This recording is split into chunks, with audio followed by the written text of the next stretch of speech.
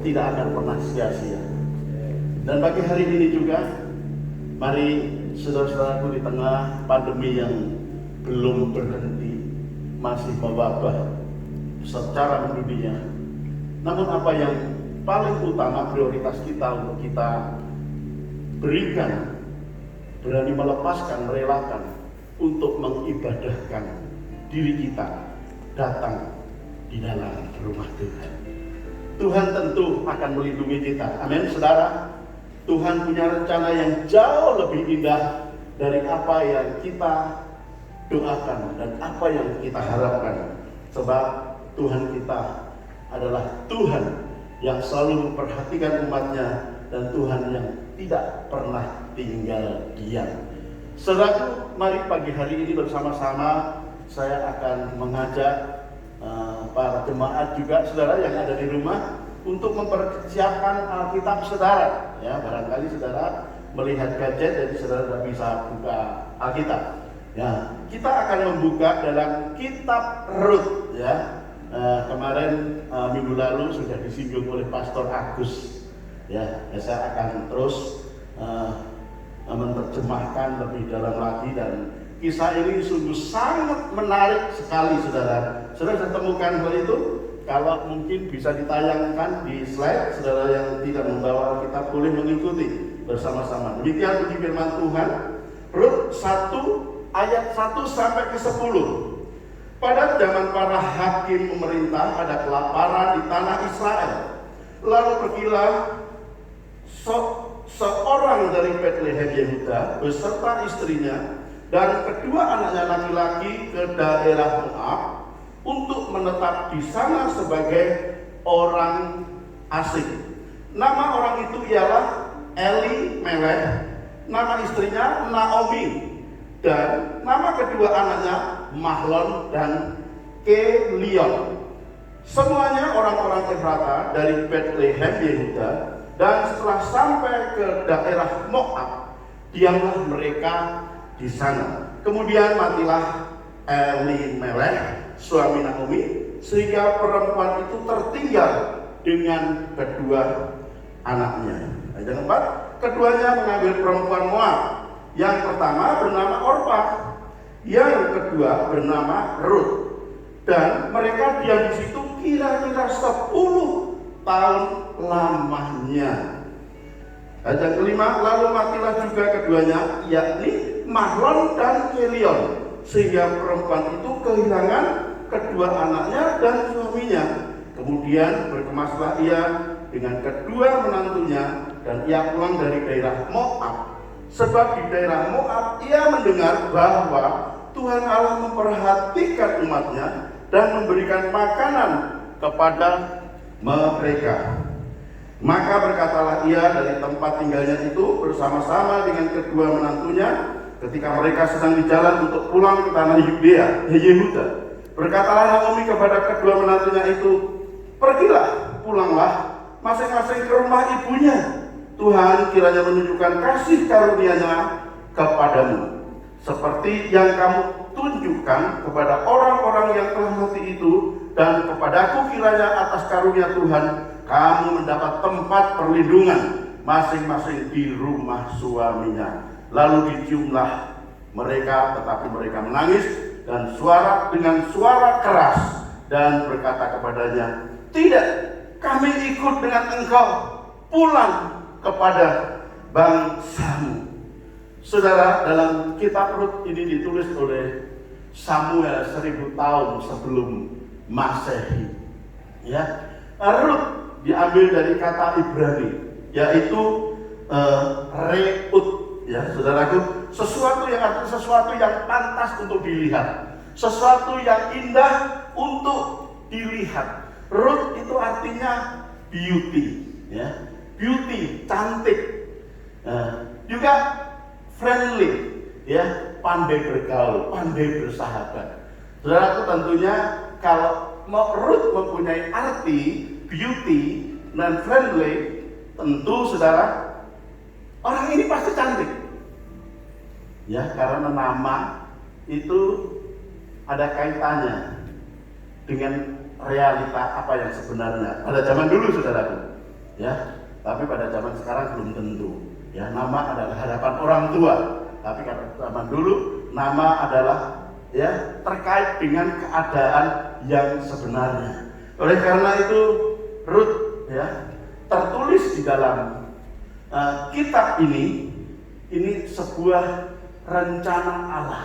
Ya. Padahal Rut adalah orang Moab. Ya. Rut orang Moab. Orang Moab itu berseberangan dengan orang Yehuda, dengan orang Israel, karena orang Moab itu penyembah dewa, penyembah berhala. Nah, saudaraku, aneh sekali pada zaman pemerintahan hakim-hakim, ya, pada zaman pemerintahan hakim-hakim itu terjadi kelaparan yang hebat di Israel. Aneh ya? Kenapa pada zaman hakim-hakim? Bukan pada zaman raja-raja. Karena pada zaman itu tidak ada raja. Adanya hakim-hakim. Adanya raja. Rajanya siapa? Cuma satu, yaitu Tuhan bagi Israel. Tidak ada raja lain. Adanya satu, yaitu Allah yang mereka sembah. Nah, di dalam pasal ini, di dalam pasal Rut ini ada 4 pasal. Ini berkisah tentang seorang keluarga yang didapati sedang stres. Sebuah keluarga, satu keluarga stres. Stres kenapa? Menghadapi kelaparan besar. Aneh kan? Tinggalnya di Bethlehem, artinya rumah roti, rumah yang berkelimpahan dengan makanan, ya, kota perjanjian, bisa kelaparan. Aneh kan? Zaman hakim-hakim, ya, Bethlehem Efrata. Efrata itu artinya berbuah ganda, fruitful. Tapi terjadi kelaparan. Aneh kan? Nah, kemudian sepasang keluarga dan 2 anaknya ini pergi dari Bethlehem. Ya, mencobalah adu nasib. Karena tahu di Israel pada saat kelaparan, dia mencoba juga. Dia mencoba mencari-cari adu nasib. Barangkali dia pergi ke Moab, itu ada harapan sehingga mereka tidak mati karena kelaparan. Dan keluarga ini pergi hijrah ke Moab. Ya, hijrah ke Moab, ya, dalam jarak mungkin ditempuh 80 sampai 100 km kurang lebih, ya, dalam perjalanan kira-kira 7 sampai 10 jam. Mereka berjalan sampai di Moab dan tinggal di situ. Ya. Naomi, Elimelech, Mahlon dan Kilion. Saudaraku, arti Naomi itu apa, saudara? Menyenangkan, ya, menyenangkan. Apalagi nama Elimelech. Wow, ini Allah segala raja. Allah segala raja. God is the king. Wow, pasti dong orang rohani, ya kan? Pasti orang rohani. Tapi ketika mengalami paceklik, kesukaran hidup, kesulitan hidup, buktinya lari. Nah, ketika lari, ya pikirnya di Moab itu hanya tinggal ya berapa lama lah namanya adu nasib. Nggak tahunya, saudara, merasa nyaman malah Mahlon sama Kilion kawin dengan orang Moab. Pada dalam aturan pada zaman itu orang Yahudi tidak boleh kawin campur. Tapi karena mereka tinggal di situ, mereka berkomunitas dengan orang di Moab, ya terjadilah perkawinan. Namun tidak lama kemudian, saudara, ya, mau bagaimana lagi? Elimelech mati. Dan Mahlon dan Kilion kawin dengan siapa tadi dia jelas? Dengan orang Moab, namanya Orpa dan Rut.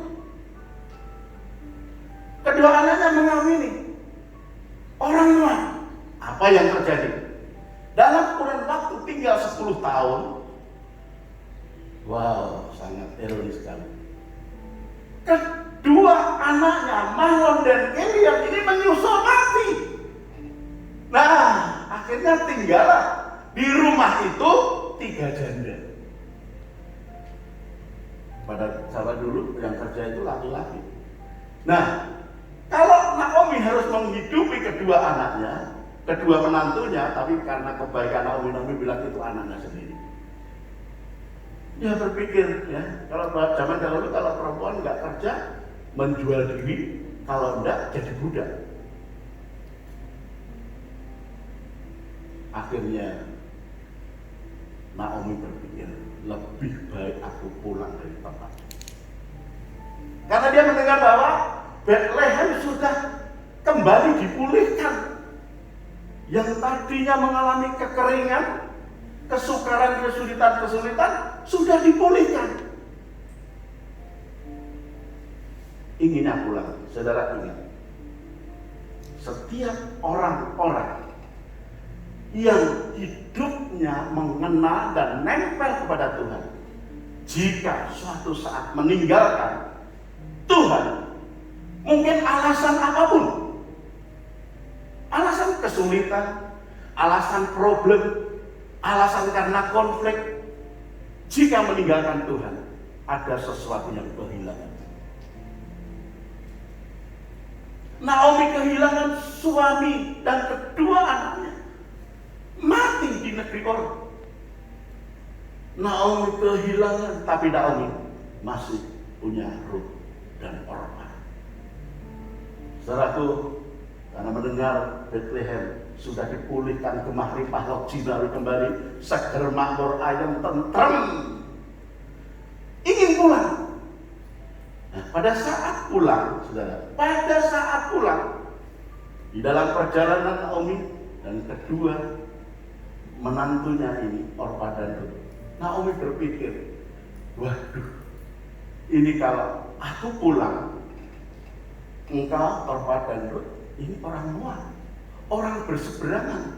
Karena orang Yahudi menganggap bahwa bangsa lain itu anjing. Maaf ya.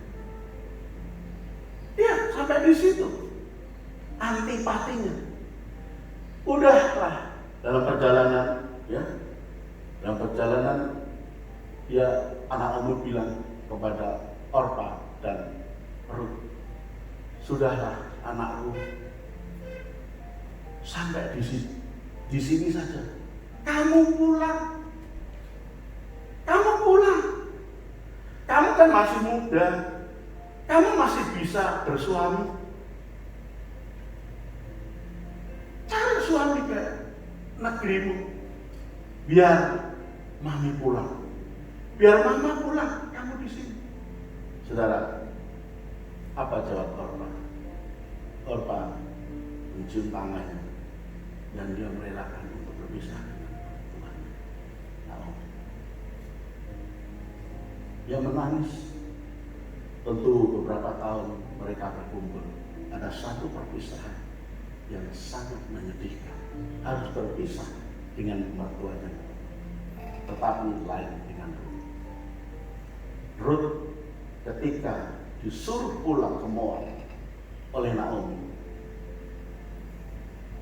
Rut berkata kepada Naomi, jangan suruh aku pulang sendiri tanpa mama. Jangan suruh pulang aku kembali ke Moab tanpa mama. Kemana mama pergi? Aku ikut pergi. Kemana mama bermalam? Aku ikut bermalam. Kemana mama tinggal? Aku ikut tinggal. Sebab bangsamu adalah bangsa. Allahmu adalah Allahku. Terjadi sebuah pembalikan, ya, sebuah pembalikan yang besar. Rut yang tadinya orang yang tidak percaya kepada Tuhan, pada ketika ketemu dengan mertuanya, melihat mertuanya itu setia, melihat mertuanya itu baik, di tengah-tengah kesulitan,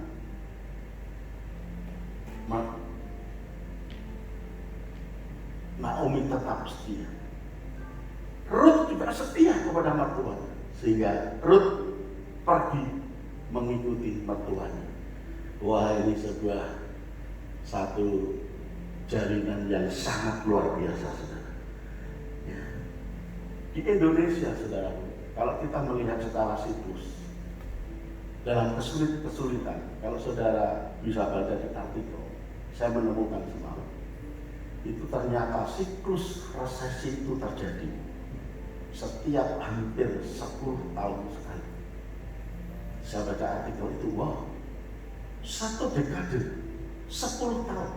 Pada tahun 88 itu terjadi kebijakan uang ketat.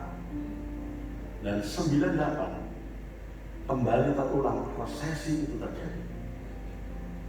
2008 ya, krisis moneter, 98 itu krisis moneter sehingga Thailand jatuh. Ya, Krismon jadi kenal ya. Krismon, saya menangi waktu itu. Krismon. Jadi kesulitan ekonomi semakin melorot, dolar semakin melambung, dihajar. Ya, kenal waktu itu The Soros. Dan tahun 2008 kehancuran, resesi kembali ada 2018. Jadi ketika Donald Trump diangkat menjadi presiden, keluar undang-undang baru. Tiongkok, barang-barang Tiongkok masuk ke Amerika itu kena 50 miliar dolar. Dan sampai sekarang saudara bisa merasakan, belum satu dekade sudah dihajar dengan COVID. Saudara mendengar, saudara tahu, saudara membaca dalam share-share yang di WA. Menteri Keuangan Sri Mulyani menyatakan bahwa Indonesia akan mengalami krisis. Saudara, kita tidak ditentukan oleh siklus, tetapi Tuhan hanya menentukan kita untuk tetap hidup. Kalau saudara tetap berdiri teguh, berdiri tegak, saudara, apapun yang terjadi, kesulitan, kelaparan, saudara bersama dengan Tuhan. Saudara yang di rumah, aminkan, Tuhan bersama dengan kita. Jangan sampai engkau lari dari kenyataan, tetapi biarlah engkau tetap tinggal diam berdoa.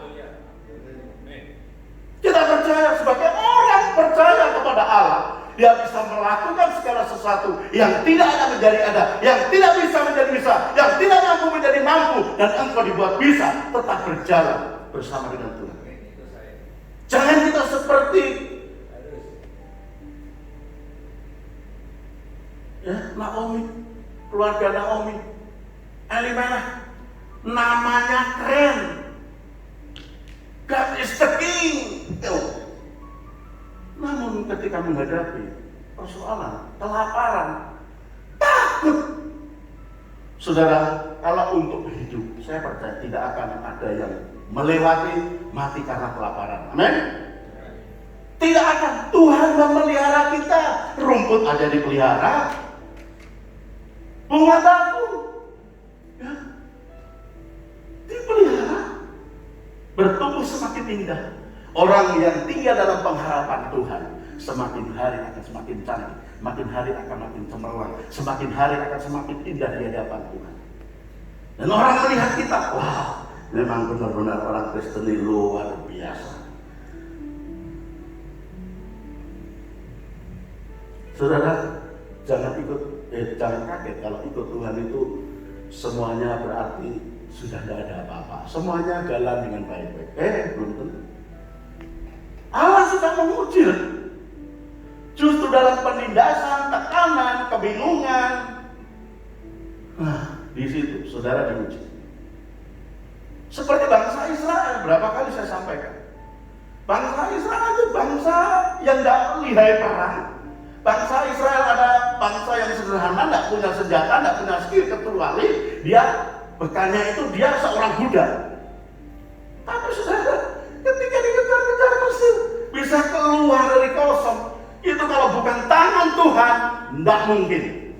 Itu tangan Tuhan yang menyertai sehingga laut yang begitu menggelora, dipisahkan menjadi dinding dan tembok, dan Israel bisa keluar. Wow, luar biasa.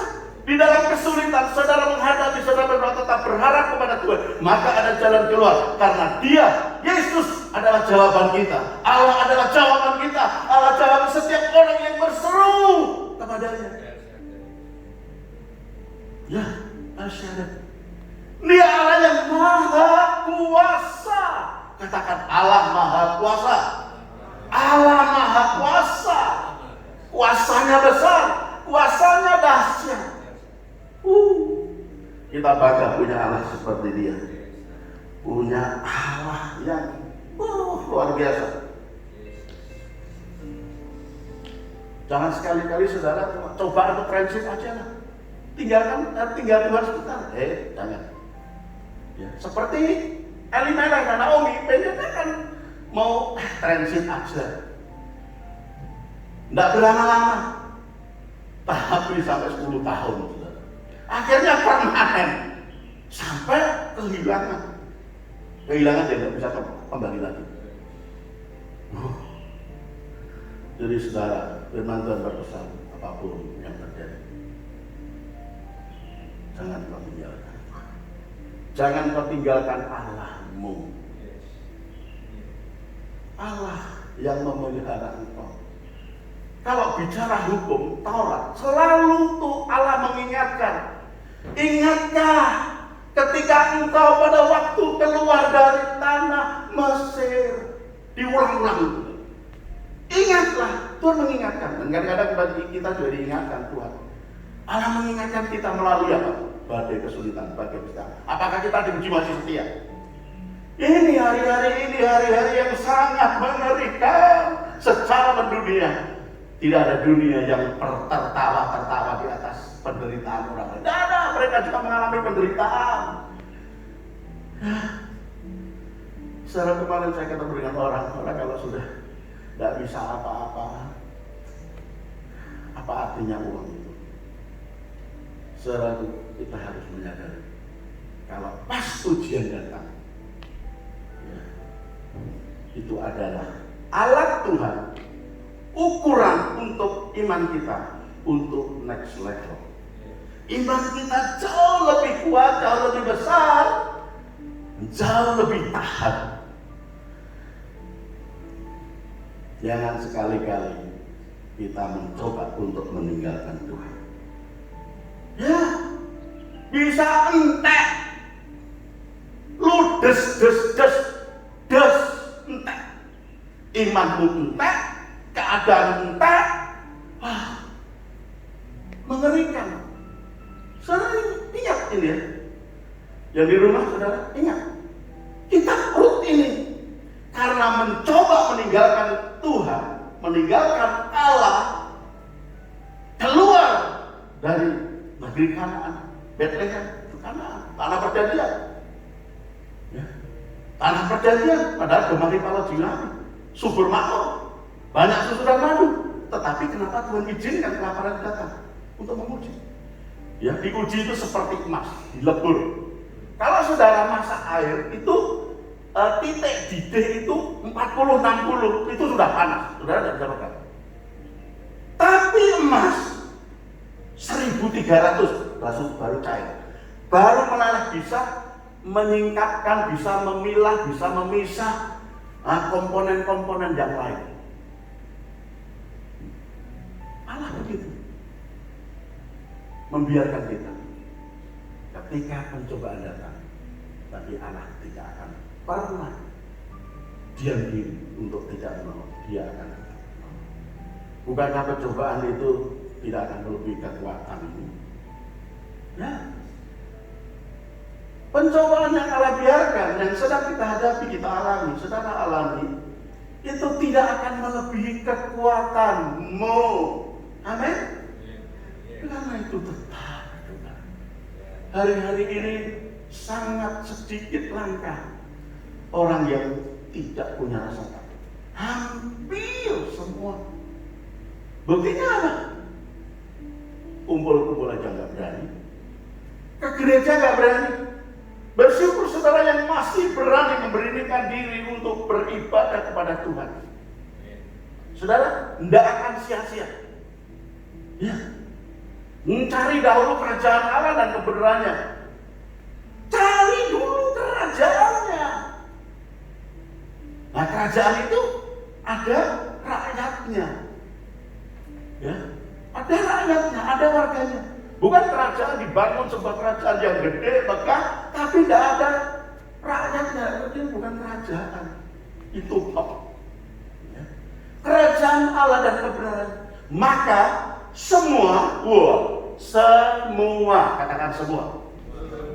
Wah, semua itu akan ditambahkan kepadamu. Artinya, saudara perlu kesehatan, saudara perlu makan, saudara perlu damai sejahtera, saudara perlu sukacita. Itu Tuhan tambahkan. Tapi kuncinya, prioritas cari Allah. Kalau engkau memberikan yang prioritas, engkau akan mendapat yang berkualitas. Amin. Ya, karena itu hargai Tuhan. Berapa lagi? Lama lagi kau akan tetap tinggal dalam ujian demi ujian. Tuhan memberi kekuatan kepada saudara.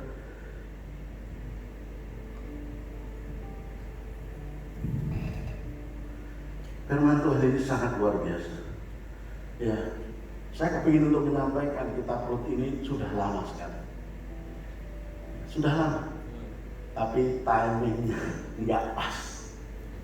Karena di bulan ini bertemakan gereja kita Vision Jaya. Nah, tepat. Saya ambil ini. Kemarin diteguhkan Pastor Agus. Wah, dicuplek sedikit. Wah, passion saya semakin gitu. Saya cari siapa Naomi? Orang kok kayak gini. Wah, Ruth ini orang yang luar biasa ya. Jarang kan mantu lengket sama tua. Ya, ada jarak batas. Hati-hati banget kalau ngomong. Karena kalau sekali kebentik, waduh, bisa-bisa jadi ya gap. Makanya sangat hati-hati. Tapi Ruth lengket dengan Naomi. Ya, sekali Naomi mau gempa seluruh kota. Naomi kan itu tadi sudah dibilang, kamu balik aja Ruth. Ya, bisa-bisa kamu nanti dibully. Nah, sekarang banyak orang yang dibully-bulian ya. Nah, pada saat dia pulang, Naomi punya harapan. Naomi punya harapan dan dia ingat seorang muda yang ganteng, cakep, gagah, namanya Boas. Namanya Boas. Nah, Ruth dicemplung di situ, di ladangnya dia. Ya. Tapi Ruth ini kan cantik orangnya. Ya, cantik. Mana laki-laki tidak tertarik? Tapi nanti dulu, Boas itu orangnya tidak seperti itu. Boas itu punya dedikasi yang luar biasa. Biasanya kalau orang kaya, orang punya duit itu kan wah semena-mena, merasa semuanya bisa, merasa dihormati, dikenal, sombong. Dengan Boas tidak. Nah, suatu saat Ruth berkata kepada Naomi, "Ma, aku sudah ketemu Boas. Aku sudah ketemu Boas." Nah, Naomi, lah ini kesempatan. Lalu kemudian Naomi datang kepada Boas, dia berkata, "Tuduhkanlah sayapmu." Naomi punya pengharapan bisa nyambung. Ada pengharapan inilah yang bakal menudungi, yang bakal melindungi kita. Wah, harapan itu ya senang banget tentunya. Nah, pada zaman dulu saudara, hukum perkawinan itu kalau suami meninggal, nggak punya anak, itu adiknya itu bisa menggantikan. Ya, ini kawin ipar. Nah, dalam Alkitab tidak dikenal nama orang pertama yang seharusnya menikahi Rut. Makanya Boaz pada saat ketemu dengan Naomi, Boaz mau dijodohkan. Boaz, nanti dulu, aku adalah orang yang nomor 2. Aku nomor 2. Karena Mahlon masih punya saudara. Biar saudara Mahlon itu yang mau. Nah, suatu saat Boaz ketemu. Ya yel, hey Lord. Nah, gitu bahasa keren sekarang. Lord, kamu tahu kan Mahlon sudah mati. Kamulah penggantinya. Kamu kan dapat warisan. Wah, kalau dapat warisan, lolo langsung. Tapi kalau kamu punya anak, nanti anaknya, ya anaknya Mahlon. Gitu. Wah, mau. Nah, karena nggak mau orang ini tidak memiliki sebuah karakter hukum, makanya tidak tertulis dalam Alkitab. Dan Boaz baru maju. Boaz menuduh dengan sayang kepada. Wow, terjadi perkawinan, saudara. Terjadi perkawinan. Nah, Boaz ini punya sikap yang sangat luar biasa.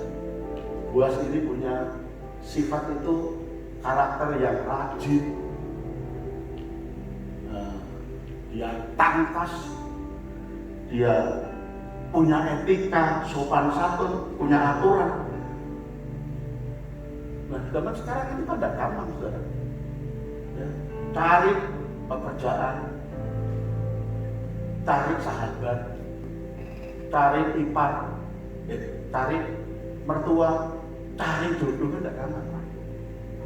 Ya, tidak gampang. Carilah yang seperti Boaz. Seperti Boaz, orangnya tangkas, rajin. Nah, rajin. Ya, kalau kayak para musisi dan PBI ibadah jam 9. Mereka jam 8 sudah datang, setengah 9 sudah datang. Ya, tentunya pastor-pastor datang lebih awal, betul ya. Iya, rajin dan tangkas, punya etika, punya aturan. Nah, saudara, orang bisa dinilai orang ini aturan atau enggak itu dari mana? Ya, kita memperhatikan seseorang yang kita ajak makan bersama. Ya, itu kelihatan sekali. Pertama kita makan 5 orang, kita pesen makanan ya secukupnya, ya sisanya sedikit buat tambah. Satu saat kita pergi, udah toh, ini tidak ada soalnya ya, jadi tidak ada kalau yang punya nama yang melihat, maaf ini ada ilustrasi di belakang. Udah makan, tambah lagi. Wah, anak itu sakit air, dihabiskan, saudara. Yang lainnya belum kebagian. Yang naktir pesennya teh tawar, yang ditraktir pesennya soda gembira, jeruk. Nah, saya pernah, saudara, dalam pelayanan ngajar seseorang, jeruk itu berapa? 30.000 di Nusa Kambangan. Jeruk 30.000 dipesen, saya pesen teh, aduh maklum.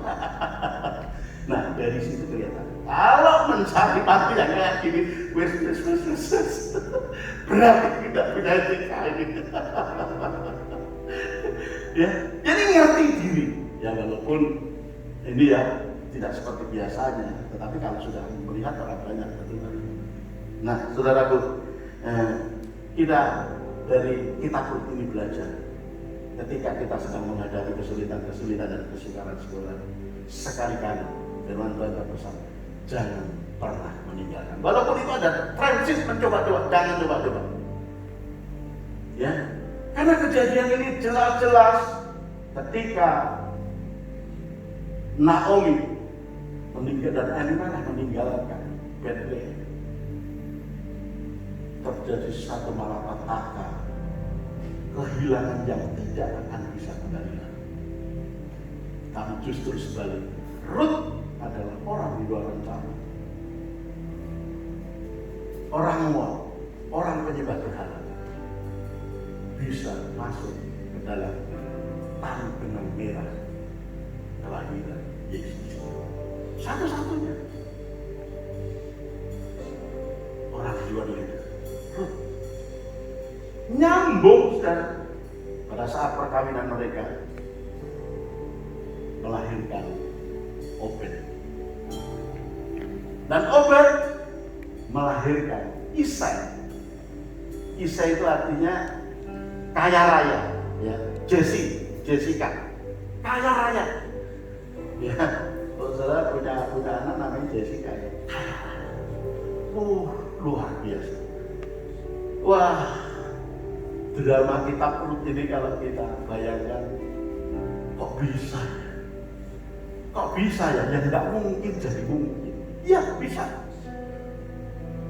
Di dalam Tuhan, dalam Allah, segala sesuatu mungkin. Iya.